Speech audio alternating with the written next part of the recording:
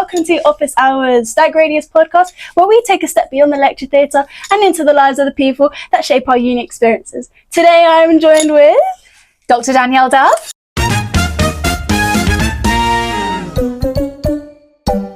To start, let's take a step away from the lectures, from publishing, from all of that. What is one thing about this subject that hooked you and was like, this is what I want to do? What convinced you? Oh, do you know what? I don't even know, but I did my English Lit degree as an undergrad, and I just fell in love. I'd always loved reading. I'd always loved the classics. I'd been a huge fan of Dickens and Bronte. I read Jane Austen when I was quite young. So I knew that I loved to read, and it was only upon kind of going to university and just immersing myself in university life that I suddenly realised I just want to do this every day for the rest of my life. I never want to leave university. And essentially that's what's happened, and I've just never left university. I'm still here.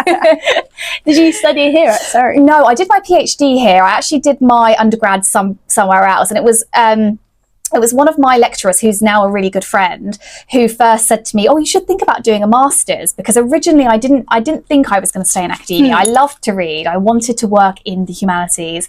I didn't know exactly what I wanted to do, something with fashion. And then my lecturer said to me, "Oh, maybe you should do an MA." And the rest is history. I think it did really start from when I was younger. I've always loved the Victorian classics in particular. So, like I said, the Brontes, Dickens. I did my dissertation on Charlotte Bronte as well. Yeah. So I've always just had an interest in the Victorian period, but I would say it was absolutely my degree that really kind of inspired me and made me want to think about developing that further. But I mean, I do read anything as well. I love contemporary text. I love fantasy, actually. I'm a big fantasy reader now, which I never thought I would be. So really it's just my love for all things reading. Yeah.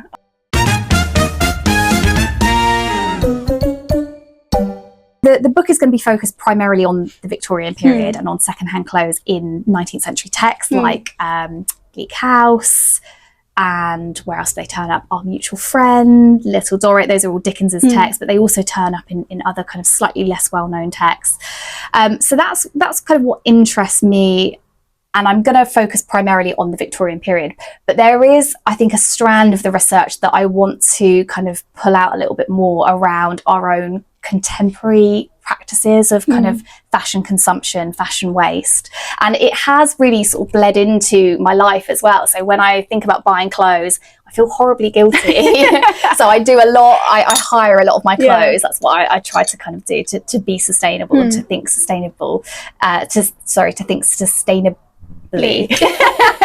Good English. So yeah, it's definitely, my research has definitely impacted my real life buying habits as well. What was it about this lecture and about literature specifically that was like, oh my God, that's what I'm going to do? How did you switch from fashion to literature? Well, do you know, and it's funny because I've switched from fashion, but I now look at dress and fashion in fiction. Oh, wow. So I've kind of I still got the fashion thing there. But for me, it was just being able to lose yourself in a novel, or being able to kind of find a poem that just perfectly reflects your emotional feelings, you know, your emotional state. And my lecturers were just incredibly inspiring. They were, you know, just really intelligent people, kind people, and kind of learning from them just really, really inspired my own love of reading fiction and kind of developing myself as a critical writer. And it was just, I just thought I need to kind of carry on using words somehow for the rest of my life for a job. I need to do something in that field. It's been from a young age. I always used to save up my pocket money and go and buy Vogue. This is when you bought magazines instead of looking at them online. And I was the child that was obsessed with kind of, you know, pink flowy outfits and tutus. So I've always really loved clothes and fashion. And then the older I've got, the more kind of interested I've become in not just sort of, you know, clothes themselves, extant garments that kind of exist in the world, but also literary representations of garments. And there's just something so interesting about how fashion is a form of self-expression. It's a vehicle of self-expression. It's a vehicle of agency. There's just something so kind of poetic about the way that clothes are written about. And it was really that made me think, you know, I want to kind of start writing about clothes. And how do you kind of find that it fits into literature? Like what is your research about that? What's your consensus? Yeah, so my research has changed a little bit. My first book was on neo-Victorian fashion. So I was looking at the way in which neo-Victorian novels represent Victorian dress. So the kind of iterations of Victorian women's clothing in contemporary historical fictions. So thinking about, how iconic items like gloves and veils and corsets, how they are kind of represented to us in the 21st century. But I'm now working on a project which has kind of consumed me for the last couple of years. I'm working on secondhand clothes and sustainability in the 19th century. Wow. Yeah, so I'm trying to kind of connect our current obsession with, recycling and reselling clothes on Vinted. I'm trying to think through those sustainable questions, but in relation to the 19th century. And I found so far that the Victorians absolutely were among some of the first to consider the issue of clothing waste and to think about, what's happening with their old clothes, where are they ending up? Lots of them were ending up in places like Petticoat Lane in London or Rag Fair. You have these huge secondhand clothes markets, these stalls where clothes are just kind of sprawled all over the sidewalk and all over the pavement. And Victorian writers are really interested in this, and they're really interested in what happens to your old clothes, who picks them up and where they go. And they're also quite suspicious of old clothes as well, because they seem to carry your trace, they carry your bodily resonance. And there's something, I think, for them that's quite kind of, concerning about the kind of the ability of clothes to move between bodies and to move between material forms. They're mutable. So that's kind of where I'm currently heading with my project. Well, you just answered my third question without even me having to ask. I'm a pro. What can I say? I love this. God. How do you think it kind of shifts from the Victorian era to today? Because obviously thrifting is a really, really big thing. So how do you think it differs? Yeah, so there are key differences. Of course, the Victorians weren't thinking about sustainability in quite the same way that we are. They weren't sitting around. I mean, I was going to say they weren't sitting around worrying about the environment, and that's actually not technically true. There were a number of Victorian social activists and writers and authors who were very much thinking about the impact of industrialization and urban expansion on the landscape.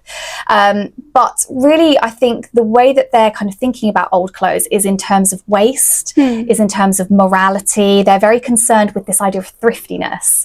There's a book published in, I can't remember the exact date, so I don't want to say it, but it's in the kind of the late 18th century. I want to say 1870-ish, and it's by an author called Samuel Smiles, and it's called Thrift, and it's about how kind of being a productive part of society involves making do, mending, looking after yourself, looking after your clothes, being a kind of, engaging in self-restraint, not buying too many new things.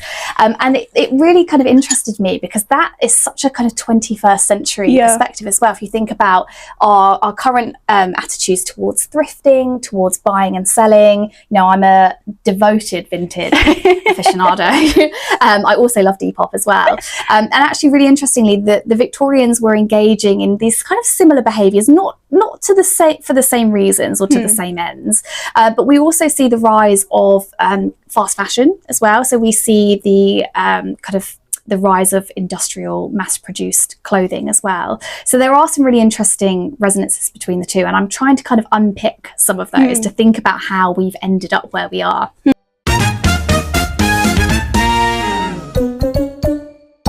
So speaking about books and things like you keep saying, I love reading and I love literature. What was one book that kind of like inspired you? Like, what was it that shaped your thought in a way? Yeah, that's a great question. There is one book. It's called Adorned in Dreams by Elizabeth Wilson. Yeah. It's quite an old text now. I think it might be 1980s. Oh, wow. And it's a text about fashion and dress, not surprisingly. And she talks in just these incredible ways about the kind of correlation between fashion and the body. And she talks really interestingly about how empty clothes have a kind of uncanny quality. And it was something about that, something about her talking about being in a museum filled with kind of these empty spectres of clothing, and it just really set my imagination going. And it's from reading that text that I decided I wanted to start looking at dress and fashion in fiction, because I think the way that sort of dress fashion material culture work is incredibly symbolic. You know, it's not functional, it's not just there for kind of set dressing. Clothes have meaning, and they have kind of stories and biographical lives. So it was really Elizabeth Wilson's book that got me kind of thinking about dress and fashion, not just, you know, in terms of what we wear and wanted, you know, originally I wanted to be a fashion journalist, but it started to get, you know, it got me thinking about the kind of the literary sort of representation of fashion. We're living in a time where, you know, things like AI and ethics, it's changing our discipline completely. Yes. What is your opinion on that? How do you think our field is going to change in the future, especially around literature and our kind of thing? Yeah, that is such an interesting question. And it's one that comes up actually time and time again when I'm talking to students, when I'm talking to prospective students at open days. And I would say, I think that, you know, I don't think that AI necessarily is anything new.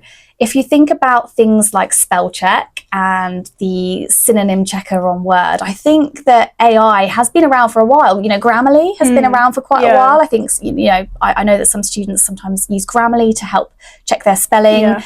Even if, you know, if you go back even further, I don't know if you'll remember this, but computers used to have the little paperclip that would come up on the side, and he would ask you questions if you were writing. He'd say, "Can I help you with your writing?"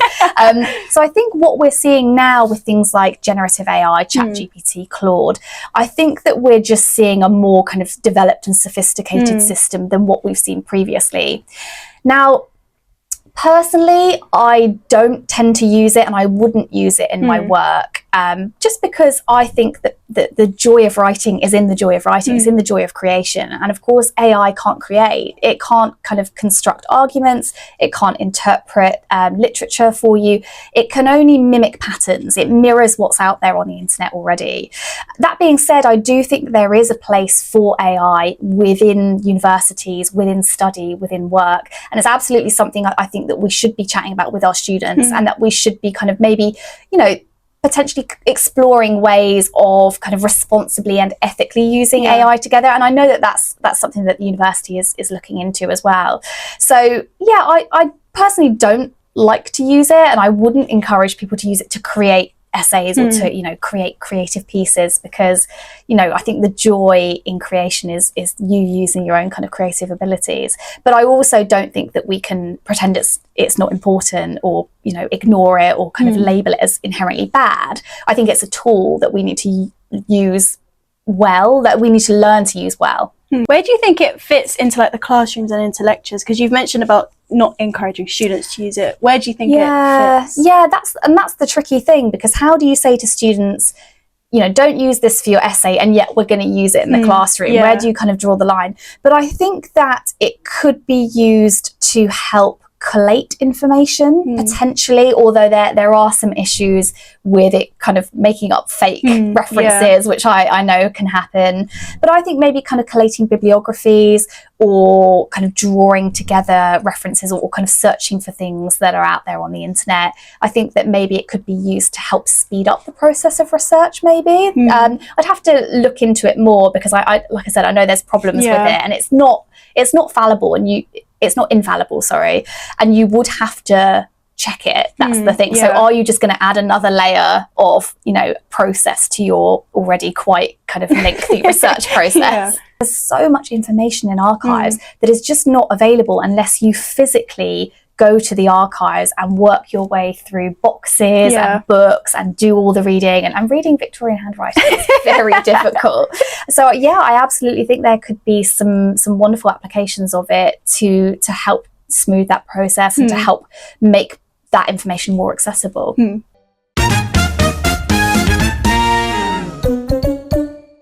I love this idea that progress isn't linear. Yeah, there's always ups and downs, especially in our discipline. We're always getting rejections, always getting told, no, that's not right. Yeah. So what is one project that failed or didn't go the way you wanted, and how did you kind of grow from it? Only one. So many. I failed so many times.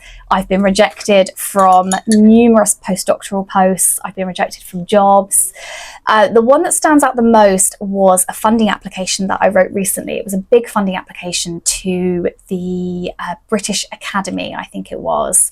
And I spent a lot of time working on this funding bid. I put a lot of effort in. I had some wonderful help from, you know, brilliant colleagues, and unfortunately I was rejected, and it was such a blow. I think it's always a blow when you receive, you know, and I received constructive criticism. I think sometimes it can be difficult, even though the criticism is kindly meant. I think sometimes it can be really difficult to read criticism about your work, especially when you've put so much time and effort into it. But you're absolutely right, in our discipline that rejection is just really part of the course. It's part of you know, kind of writing, it's part of applying for things. So it was, you know, I found it really disappointing. But actually I learned a lot about bid writing. I learned a lot about kind of organising my time, about budgeting as well. I'm not very good at maths, so that was a bit of a learning curve. That was a steep learning curve for me. But also I just think it really helps with resilience as well. You know, what it means is, I didn't get the funding, but actually now I've got some great idea, what I think are great ideas anyway, hopefully somebody will agree with me eventually, that I can repackage and use elsewhere. So it's really, I think, about not giving up. It's about that resilience, and that's really important as a student, particularly of English literature, but also, you know, of the humanities more widely. How do you think about this idea about community, having the people that are behind you helping you in these projects? How do you go about that? Yeah, that is so lovely, and that's one of the things I love about working here in this department as well. There's always somebody to ask for help. There's always somebody with more experience, and I would say, you know, as a student, it is really important to speak to your lecturers, but also to support each other, to support your peers, to help each other with the reading, you know, to kind of constructively criticise work if that's what, you know, if that's what you want to do. So for me, community and kind of collegiality are very important, and it's all about helping the people behind you as well as having help from people who've kind of moved up the career ladder or a bit higher up than you.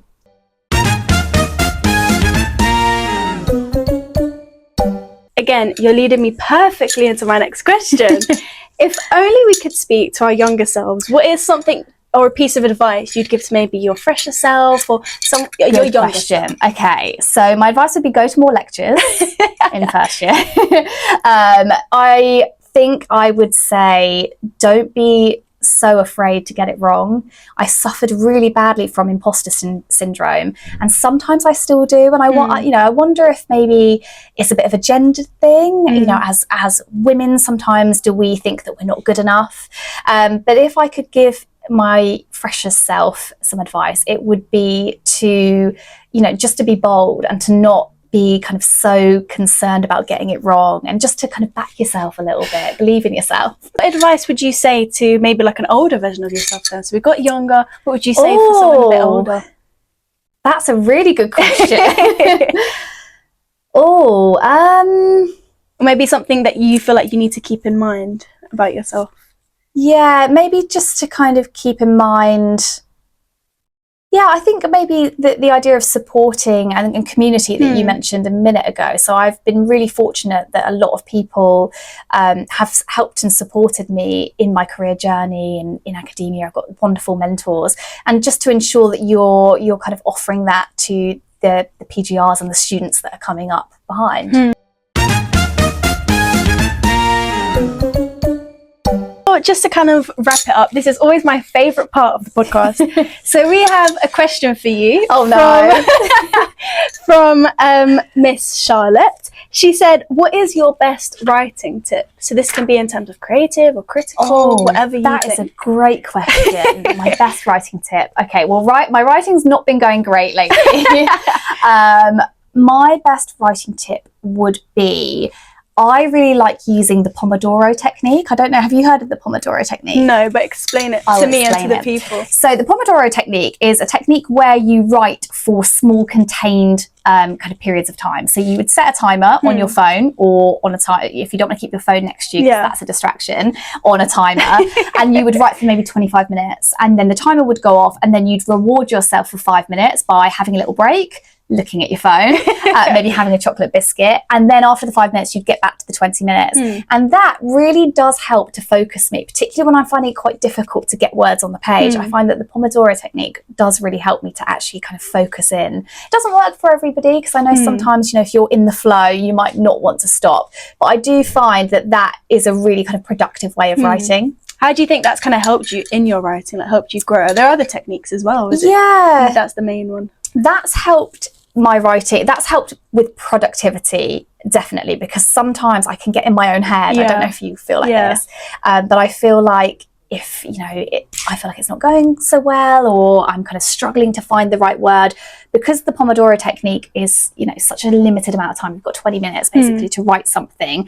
The pressure of that does really help me to produce more words. And often, you know, at the end of the day, because I haven't been constantly editing and self-criticizing, I have quite a big chunk of words that then I can go back to and edit. And I find that a much more productive way of working than sort of agonizing over one sentence, which I do often. What is a question that you would have for maybe the next lecturer?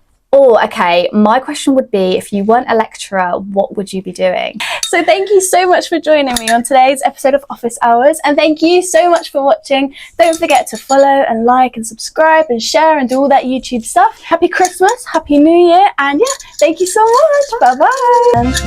Yay! Oh, that was so Thank you so much. You're so good. Oh, we're both naturals. Come on now. I think we should have our own podcast. I agree. I'm down. You are leading me so well on today's question. Oh, you're good, aren't you?